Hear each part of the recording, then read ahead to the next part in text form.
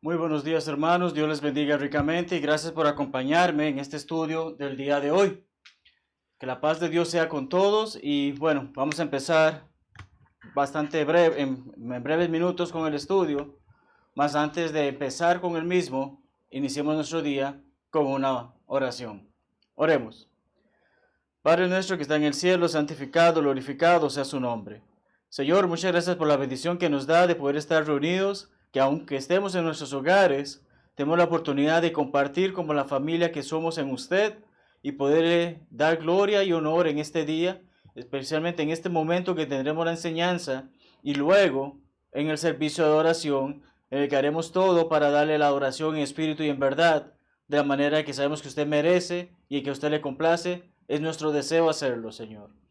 Mas en este momento le pedimos para que podamos tener la quietud, el entendimiento y la voluntad de estudiar de su palabra, aprender de ella, especialmente en esta serie acerca de la vida de su Hijo Jesucristo. Sé con cada uno de nuestros hermanos, tanto en la congregación como aquellos que nos visitan fuera de ella. Sé con ellos, Señor, confórtalos, ayúdalos, especialmente si están padeciendo por esta pandemia.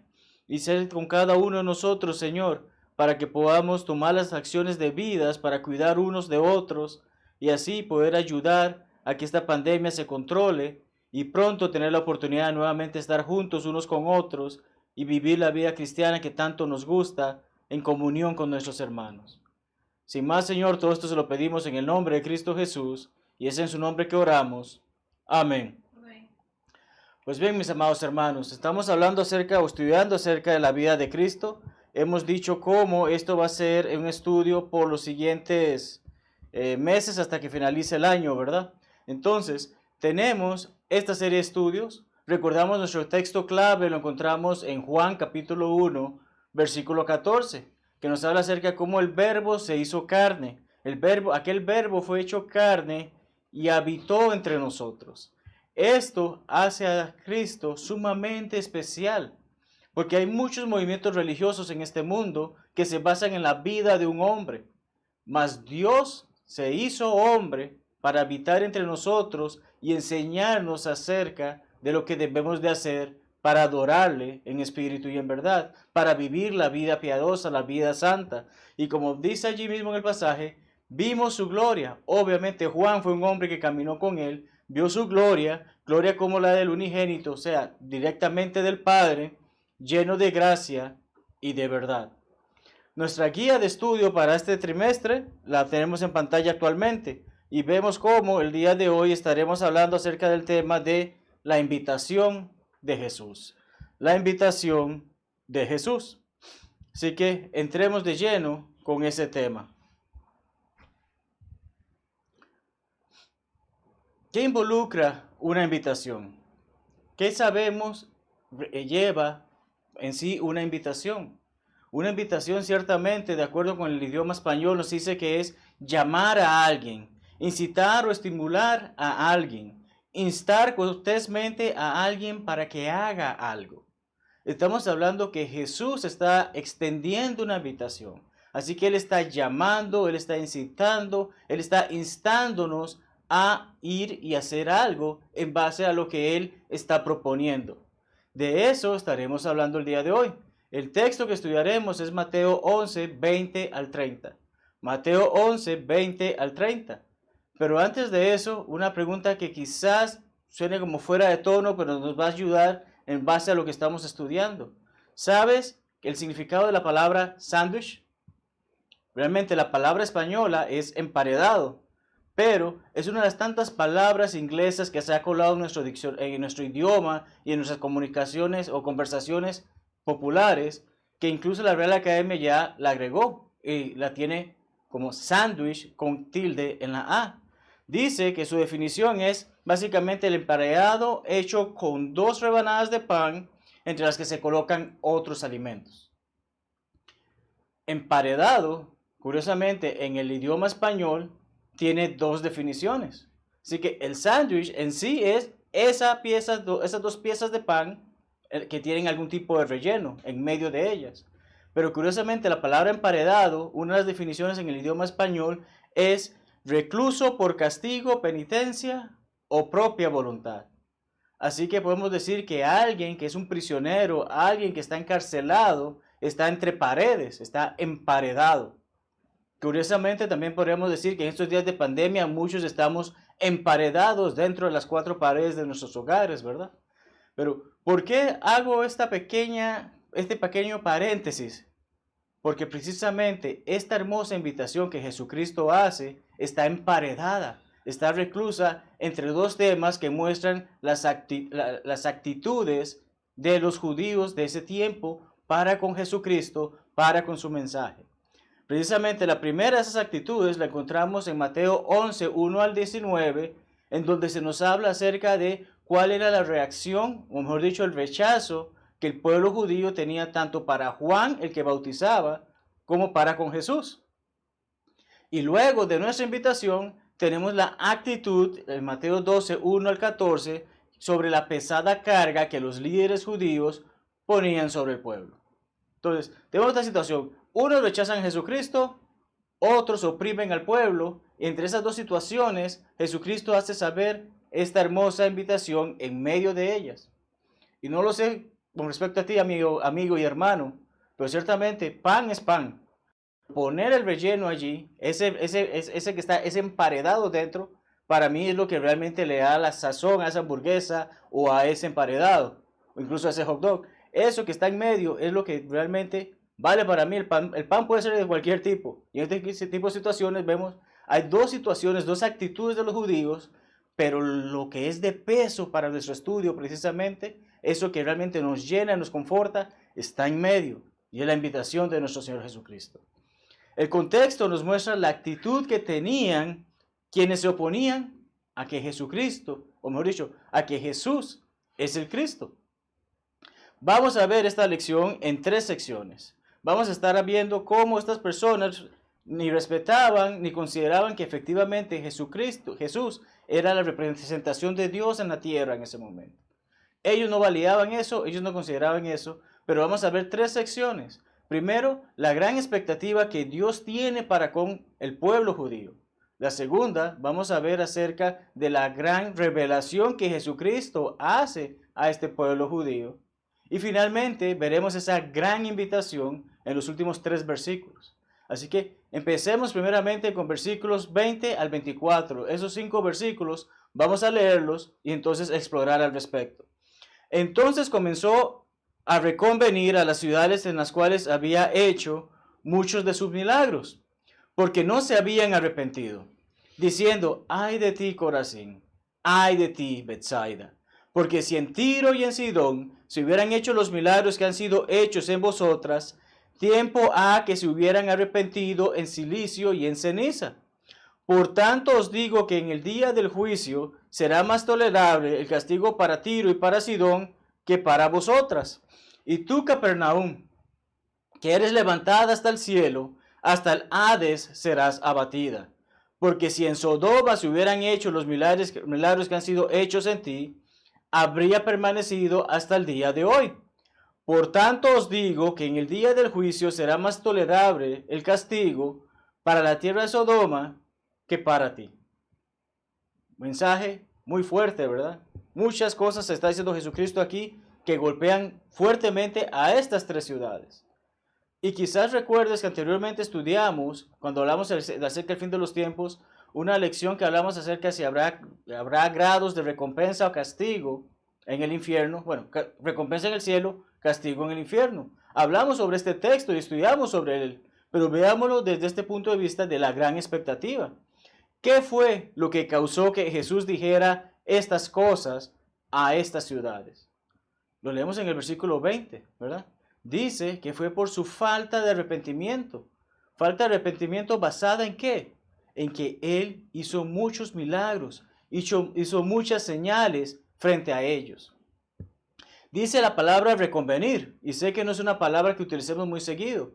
La Biblia de las Américas la traduce como increpar, que en sí es reprochar o reprender. Así que Jesucristo les está reprendiendo en base a que Él ha estado con ellos, les ha mostrado estas señales que solamente alguien enviado por Dios podía hacer, y sin embargo, estas personas no se arrepienten. Él hace saber esta situación. Milagros habían sido hechos a sus ciudadanos y ellos, como se puede decir en panameño, poco importa. Esto no, que siga haciendo esos milagros a mí realmente no me llama la atención. Parecía ser la actitud que tenían este tipo de personas. No mostraban cambio alguno en su pensar y sabemos que eso en sí es la definición de arrepentimiento, un cambio de mente. Cristo vino, hizo estas señales y estas personas deberían de haber asumido, wow, efectivamente es el Hijo de Dios, voy a someterme a su voluntad, voy a seguirle, porque me ha mostrado que tiene ese poder. Y debo de cambiar mi forma de vivir, mi forma de pensar para seguirle. Pero no hacían así la gran mayoría de estas ciudades. ¿Sabemos de algún milagro hecho en Corazín? La respuesta es no. No tenemos en las escrituras que se nos diga, en esta ciudad ocurrió que se sanó a este ciego. En esta ciudad ocurrió que Cristo multiplicó los panes. En esta ciudad ocurrió que revivió a un ser humano. No, no tenemos constancia de que haya hecho milagros en Corazín. Al menos no podemos decirlo en base a las escrituras. Pero Él está haciendo saber que las hizo. Tenemos en caso de Betsaida, caso distinto. En Betsaida sí tenemos, por ejemplo, como leemos en Marcos 8, 22 al 26, acerca de un ciego en el cual Jesucristo escupe, pone sus dedos sobre los ojos del ciego y éste vuelve a ver. Entonces, la ciudad de Betsaida tiene al menos un milagro registrado. Pero otro punto importante sobre esta ciudad de Betsaida es que de los apóstoles, 3 de ellos eran originarios de esa ciudad. Tal como leemos en Juan 1:44, eran Felipe, que dice, Felipe era de Betsaida, la ciudad que era de Andrés y Pedro. Así que sabemos que uno de los más populares de los discípulos de nuestro Señor Jesucristo era de esta área. Entonces, es una ciudad en la que desde el principio Jesucristo estuvo sirviendo. ¿Qué dice Juan sobre el propósito de su relato de la vida de Jesús? Eso lo hemos venido estudiando los lunes por la noche en la serie de señales escritas para nuestra creencia. ¿Qué dice allí? Juan hace saber que son muchas las señales que Jesucristo hizo, mas no todas fueron escritas. En esto podemos comprender que efectivamente pudo y debió haber ocurrido, porque nos está haciendo en este caso el texto escrito por Mateo, que hubo milagros, hubo señales en la ciudad de Corazín, no fueron registradas por ninguno de los 4, pero Mateo nos hace saber que Jesucristo llama la atención a esa ciudad porque hizo milagros allí y la gente no se arrepintió. De allí que Jesús les hace saber sobre las repercusiones de su rechazo hacia Él. Cristo comienza y les hace saber, van a ser como las ciudades de Tiro y Sidón. 2 ciudades que tanto Isaías como Jeremías en el Antiguo Testamento hacen saber acerca de las repercusiones y las consecuencias de sus malos actos. Leamos brevemente sobre Corazín, de acuerdo a lo que la Biblia de estudio arqueológica nos muestra al respecto sobre esta ciudad. Porque sí, no tenemos muchos detalles sobre ella y no escuchamos muy seguido que hablen sí, porque lo que ocurrió en Corazín, lo que pasaba en Corazín, esta ciudad es importante en el mundo. No conocemos de ella. Brevemente estudiemos sobre la misma. Se menciona en la Biblia solamente en este pasaje, Mateo 11:21, y el pasaje paralelo en Lucas 10:13. Así que este evento habla de esta ciudad, Jesucristo habla sobre esta ciudad, pero solamente en estos momentos son mencionados. Hermanos, sería grato ser mencionados, que nuestros nombres estén mencionados en la palabra de Dios como alguien bueno, aunque sea una sola vez. Pero qué triste es que esta ciudad solamente se menciona en esta ocasión, en este evento, y es para algo negativo con respecto a ella. Donde las 3 ciudades fueron condenadas por Jesús por la falta de arrepentimiento. Corazín se encuentra a 1 hora de caminata, aproximadamente 4 kilómetros al norte de Capernaum, que es la siguiente ciudad que hablaremos en las próximas líneas. En una meseta conocida como la meseta de Corazín, a unos 800 pies sobre el mar de Galilea. Las ruinas de Corazín cubren un área de más de 80 acres. No conozco muy bien sobre medidas, pero tengo entendido que un acre es cerca de media hectárea. Así que si son 80 acres, podrían ser 40 hectáreas. Aquellos que conocen sobre terrenos pueden decir qué tan grande o no era esta ciudad. Las excavaciones y las fuentes literarias indican que la ciudad fue fundada en el siglo I después de Cristo. O sea, se nos está haciendo saber que Jesucristo está visitando esta ciudad, pero es una ciudad bastante nueva, un pueblo bastante nuevo, y prosperó hasta la conquista árabe en el siglo VIII. ¿Qué ocurre tras la conquista árabe? Prácticamente la ciudad desaparece, porque dice que declina y finalmente es abandonada. Un pueblo fantasma, podría decirse hoy en día, en base a la información que la Biblia o de estudio arqueológica nos muestra al respecto de este lugar. Entonces tenemos Corazín, tenemos Betsaida. ¿Qué ocurre con Capernaum? Primeramente recordamos que una gran oportunidad fue dada a estas tres ciudades y la desaprovecharon. ¿Cuál fue esa gran oportunidad? Hemos visto al Señor, hemos visto los milagros que Él hace, hemos podido constatar que efectivamente es el Hijo de Dios, pero no cambiamos de pensar. Seguimos nuestro camino, seguimos nuestro estilo de vida que no es acorde a la voluntad de Dios. Desaprovechan esa hermosa oportunidad y tristemente van a haber repercusiones para esas ciudades. En el caso de Capernaum, como leímos en el texto en Mateo 11, 20 al 24, la ciudad de Capernaum se nos habla de un castigo más severo, más grave, el castigo aumenta. ¿Por qué creen que ocurre eso? Simple. Es una ciudad con la que Cristo tuvo mucha relación. Y veamos brevemente sobre ello. Ellos no solamente fueron personas que vieron los milagros ocurrir. Este pueblo, esta ciudad, se nos dice claramente en Mateo 4:13 que Jesucristo vivió y predicó allí. Leemos cómo en Mateo 4, de acuerdo al estudio que hizo el hermano Javier hace unas semanas sobre las tentaciones de Jesús, después de que terminan esas tentaciones, Él va a Galilea y de ahí se mueve a Capernaum. Va a este lugar. Así que es una ciudad que Él conoce bien, una ciudad que debería de conocerle al bien, porque incluso Él dice que es su ciudad. Leemos Mateo 9:1 y Marcos 2:1, nos hace ver efectivamente Jesucristo se estableció allí. Era un lugar que Él consideraba como propio. Estas personas como tal debían de conocer de Él. Allí sanó al siervo del centurión, una clase que está pendiente por parte del hermano Javier. También sanó a la suegra de Pedro, ¿verdad? Sanó a la suegra de Pedro, sanó a un paralítico y allí reclutó a Mateo. ¿Quién era Mateo?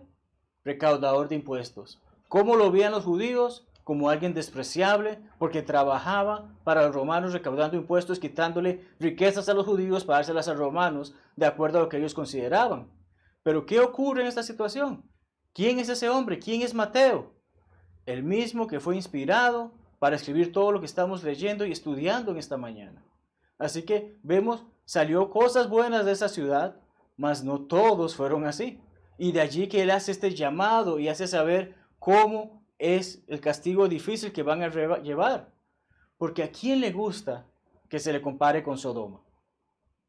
Sabemos el destino de Sodoma, sabemos el estilo de vida que tenían en Sodoma, sabemos qué ocurrió con Sodoma. Y sin embargo, en esta comparación se le dice, a ti Capernaum te va a ir peor que a Sodoma. Entonces, tenemos toda esta situación porque serias consecuencias esperan a aquellos que entienden y saben quién es Jesús, pero eligen rechazarlo. Y esto es importante, amados hermanos, porque debemos de recordar, hay personas que escuchan el Evangelio y no les interesa, siguen adelante con sus vidas. Ese es problema de ellos.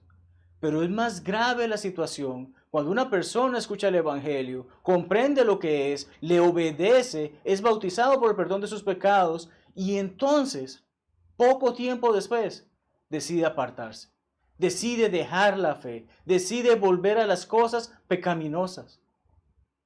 Esto es grave, amados hermanos, porque no podemos permitirnos darnos ese lujo, porque ya tenemos el conocimiento, que es lo que pasó con estas ciudades. Conocieron de primera mano a Jesús, conocieron sus milagros, mas no se arrepentían. Y deseo que juntos leamos 2 de Pedro 2:20 al 22, un texto que ya hemos tratado varias ocasiones, pero necesitamos recordar siempre, porque debemos de recordar que debemos de mantenerlos fieles en la palabra del Señor.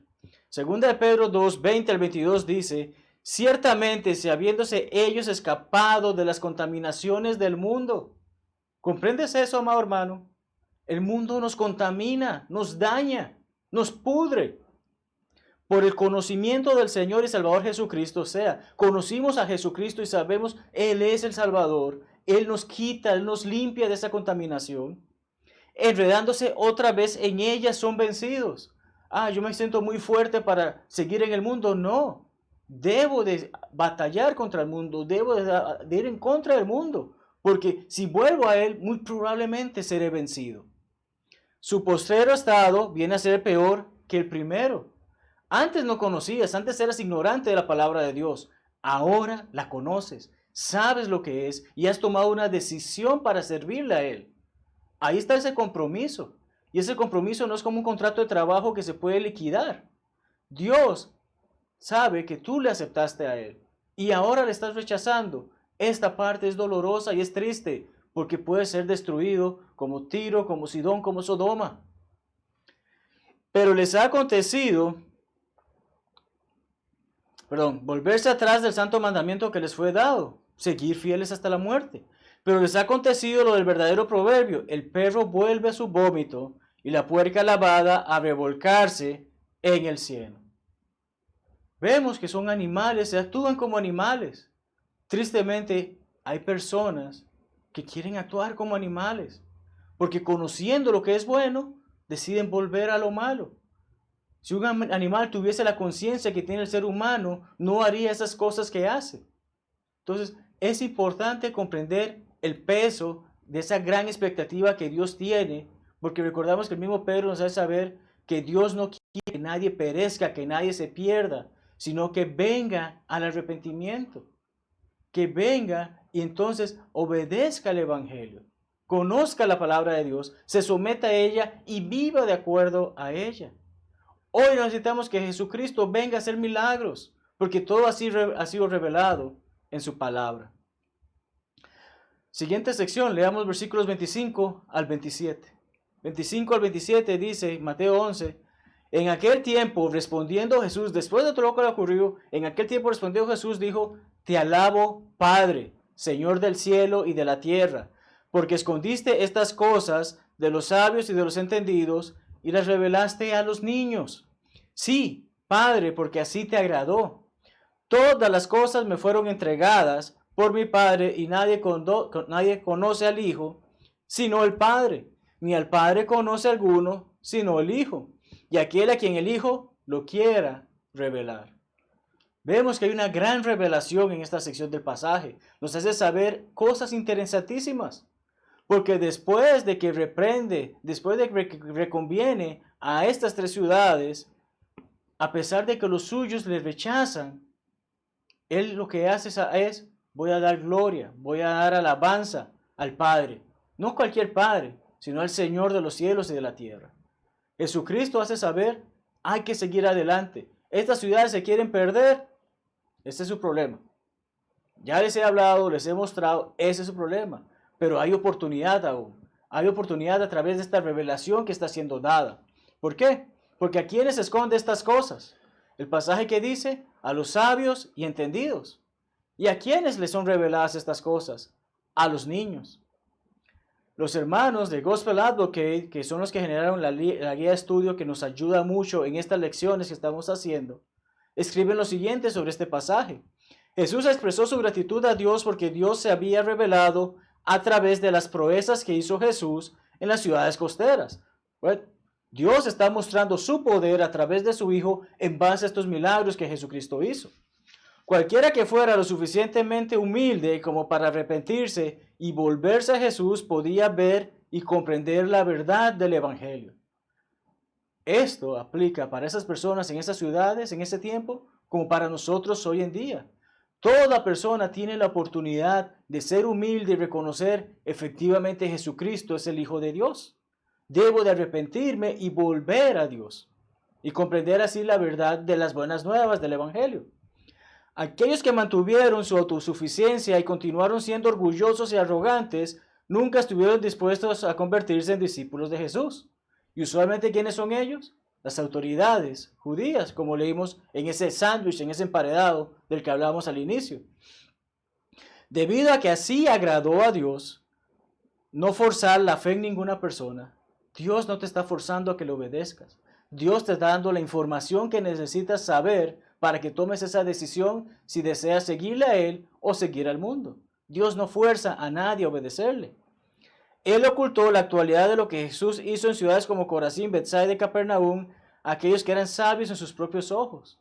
Lo que trata de hacernos saber aquí es que efectivamente estas personas, mucho conocimiento, mucha experiencia, siervos de Dios, etcétera, etcétera, etcétera, no abrían sus ojos para ver esta realidad. Su orgullo les tapaba, les cegaba para no comprender, debemos de ser humildes.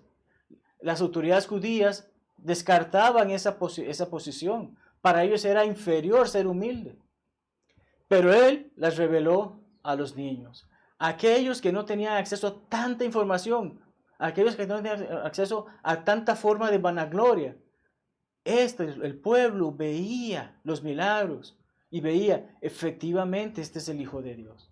Así que a esos niños, a esas personas inocentes, a esas personas que no tenían la sabiduría que el mundo ofrece, en su humildad de corazón, recibieron la palabra. El Padre entregó a Jesús todo el conocimiento y poder. ¿Para qué? Para que precisamente les revelara que todo lo que Jesucristo necesitaba hacer en base a la voluntad y propósito de Dios, Dios se lo dio, porque era parte de este plan para hacer que la humanidad vuelva a Dios. En esto se muestra esa hermosa relación única entre el Hijo y el Padre. En esto se muestra cuán hermosa es la relación que el Hijo y el Padre son uno. Están en el mismo equipo, están trabajando en lo mismo, están con el mismo propósito. Y hace saber así que el Padre da todo al Hijo, entrega todo al Hijo, y el Hijo hace la voluntad del Padre. Debemos agradecer al Padre por revelarse a sí mismo a través de Jesús a todos nosotros. Porque si nosotros obviamente no podemos ver a Jesucristo caminar entre nosotros, como estas personas hicieron, Dios llevó a cabo ese plan. Dios muestra ese plan. Bien, ingresemos entonces a la última sección de nuestro estudio del día de hoy. Versículos 28 al 30, esa gran invitación, ese texto que solemos citar muchas veces al finalizar un sermón o una exhortación. Venid a mí todos los que estáis cargados y trabajados, y yo os haré descansar. Llevad mi yugo sobre vosotros y aprended de mí, que soy manso y humilde de corazón, y hallaréis descanso para vuestras almas, porque mi yugo es fácil y ligera mi carga. Qué gran invitación hace el Señor. ¿A quiénes extiende Él esta invitación? Leamos nuevamente porque el versículo 28 dice, a todos. ¿Quiénes son todos? Nadie queda por fuera. Jesucristo, a pesar de haber llamado la atención a Tiro, Sidón y Sodoma, haciéndoles saber acerca del triste destino que van a llevar peor que el de Sodoma, Cristo les hace saber, aún hay oportunidad.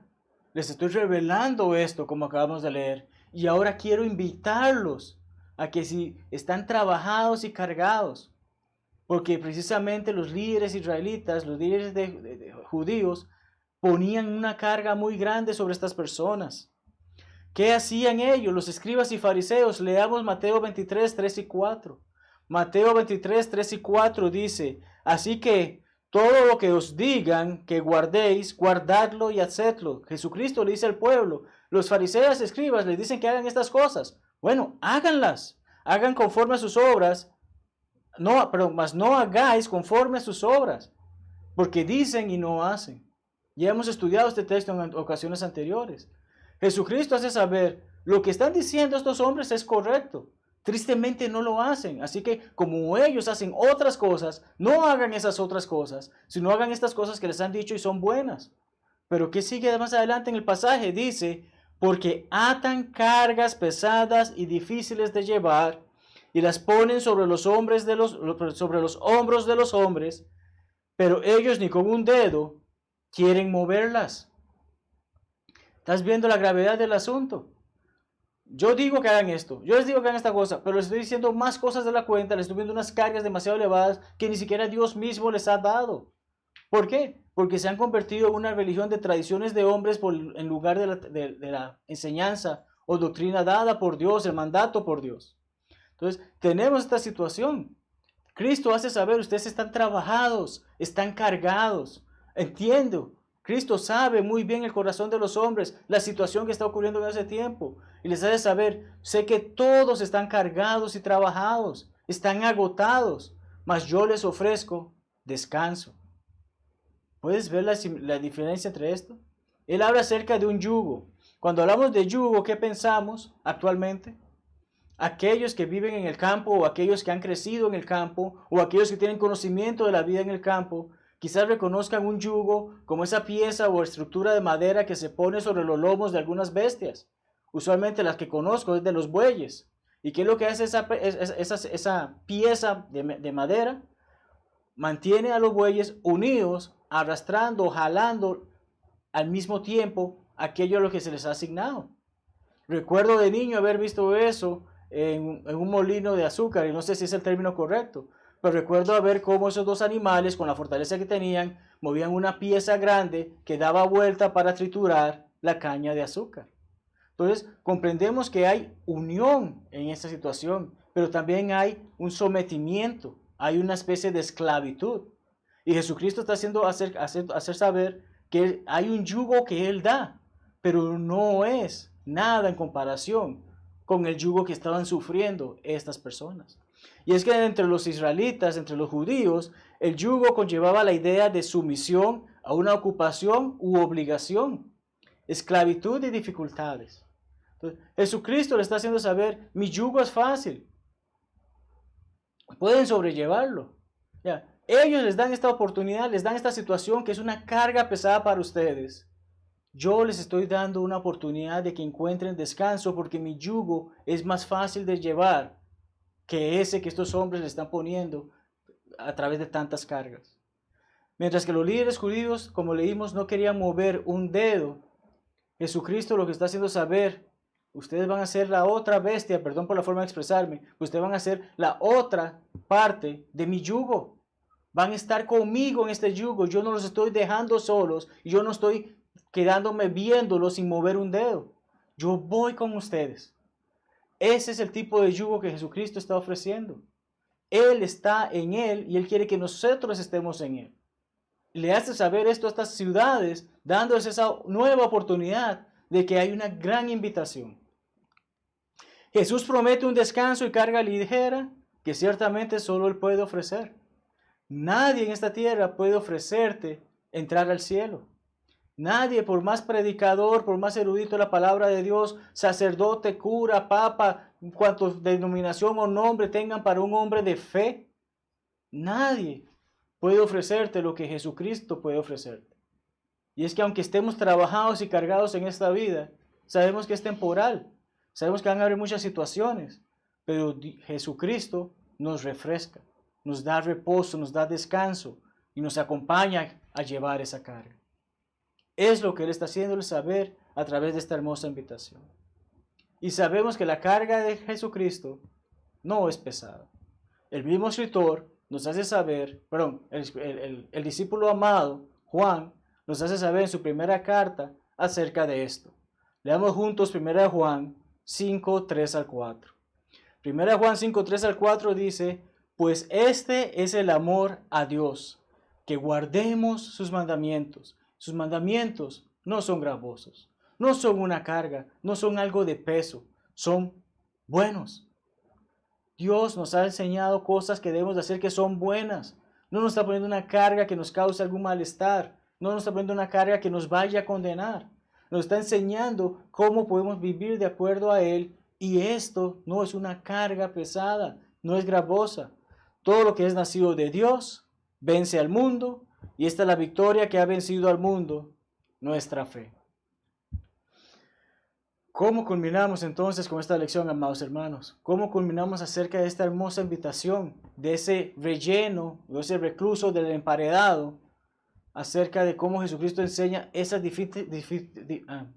situaciones difíciles por las actitudes de las autoridades judías que causaban o imponían sobre su pueblo, y cómo Él ofrece esta hermosa invitación para que estas personas comprendan, esa carga no la tenemos que seguir andando. Esa carga no es mía. Cristo me va a ayudar a llevar mi propia carga porque su carga es fácil. Su yugo es fácil y su carga es ligera. ¿Cómo concluimos? De la siguiente manera.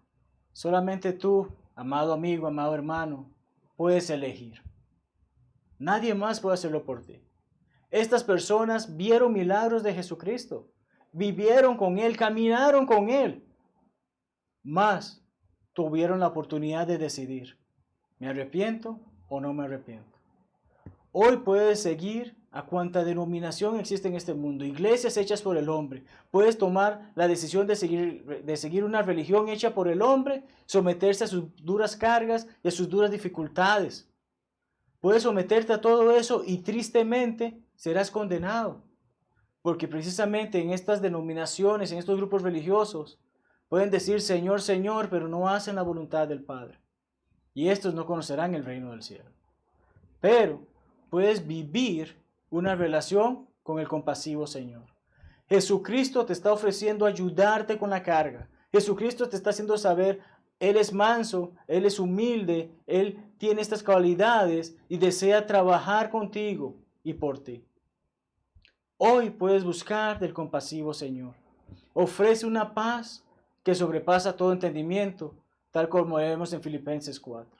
No comprendo cómo. Este mundo sigue siendo lo mismo. Este mundo sigue ofreciendo cargas, dolores, dificultades. Pero Cristo nos hace saber que con Él eso no es nada. Porque hay un hermoso lugar preparado por Él para que vayamos y allí descansemos eternamente. Podamos estar en la paz y en la presencia de Dios Padre y de Él y del Espíritu. La verdadera religión, amado amigo y hermano, es más que seguir reglas.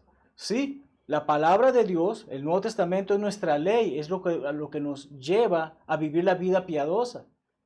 Pero precisamente hay muchas personas, y podemos ponerlo desde este punto de vista, piensan en el empleado de una empresa. Se le dice, trabaja de 8 a 5. Se le dice, produce tantas cosas. Se le dice, tantas reglas. Él las puede llevar a cabo, pero simplemente para llevar a cabo ese trabajo. Pero muy distinto cuando ese empleado está gozoso y deseoso de hacer ese trabajo. De allí que la verdadera religión es más que simplemente seguir reglas. Es someternos a Dios y estar contentos de lo que estamos haciendo, porque nuestro yugo es fácil y nuestra carga es ligera, porque lo estamos haciendo en conjunto con el Señor. Es así de hermoso, así de simple. La gran invitación, la gran invitación nos lleva a encontrar descanso espiritual que solamente encontraremos en Cristo Jesús. No lo encontramos fuera de Él. Esta es la revelación en que se basa la gran expectativa de Dios para con nuestro arrepentimiento. Dios, como mencioné anteriormente, desea que procedamos al arrepentimiento. Él no se tarda en su promesa. Él nos está dando esa oportunidad de que podamos mostrarnos arrepentidos, porque precisamente Hechos 17:30 nos hace saber que hoy en día Dios espera que toda persona en todo lugar se arrepienta, cambie de mente, deje la visión del mundo, deje la vida del mundo, deje el pecado, para que pueda venir y ser esa nueva criatura que vive bajo Él, que vive de acuerdo con lo que Él ha establecido, de acuerdo a su voluntad. Es así, hermanos, como terminamos con la clase del día de hoy, esperando que si tienen algunas preguntas nos las hagan saber, que con mucho gusto buscaremos la forma de explicárselas o de darlas con ustedes. Dios primero, la próxima semana el hermano Javier tendrá la clase. Y entonces, gracias por estar con nosotros. Él estará hablando de la transfiguración, Dios primero. Gracias por estudiar con nosotros.